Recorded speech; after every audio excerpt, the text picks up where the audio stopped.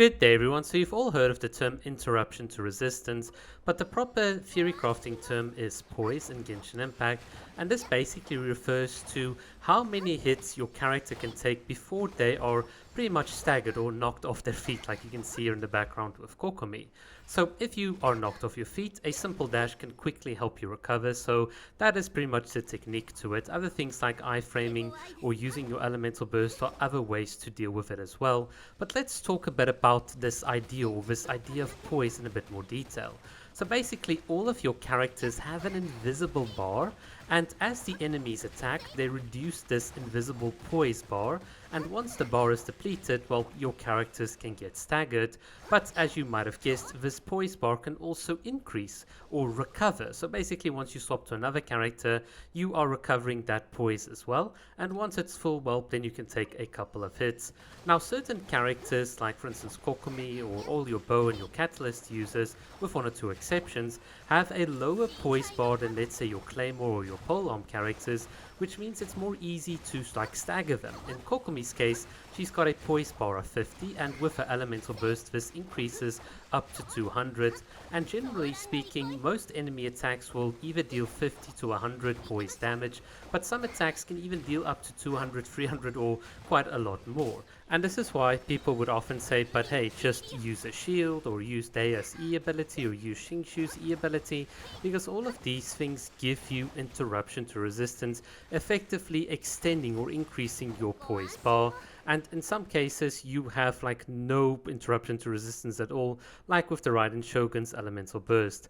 But there's another way to get this like hyper armor or this ability to resist being interrupted, and that is through motion based hyper armor. Basically you'll see here that the enemy is going to swing, and I'm using Nilou's elemental skill or the motion from her elemental skill in order to avoid being staggered, and I can effectively in some cases even trap the enemies in their motion, thereby putting them in a specific place. A good example of how to actually understand some of these principles in practice is if you go and watch my Nilou Bloom video. So basically in this C0 Nilou team you can see I'm using all the sorts of different tricks. I'm using like iframes, I'm using elemental burst iframes, elemental skill like frames here with like Nahida, which effectively gives you infinite poise.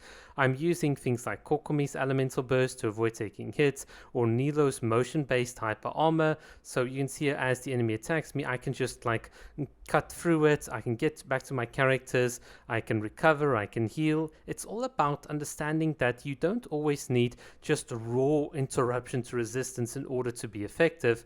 Very often there are different ways of playing around with it. Now you can watch my full Nilou video to get some more detail as to how I tackle that enemy, but when it comes to playing Genshin Impact, I just want to give you guys the sense that there are so many different ways of playing and even interacting with the game's mechanics and abilities that you have. So it's not always a case of here is one big bad enemy standing in a circle and now I need interruption to resistance so that I can keep on attacking him. Very often you can play in a much more dynamic way. You can see is a very good example of Yai. We got interrupted, so what? We just quickly recovered like we talked about in the beginning of the video, and we just carry on. Most people would say, but oh, you can't do that, like why don't you use Xingshu, you have gotten far more longer interruption to resistance, he's better than Deia, blah blah blah. But to that I'm gonna say, so what? So what? Some characters can give you a different way of playing.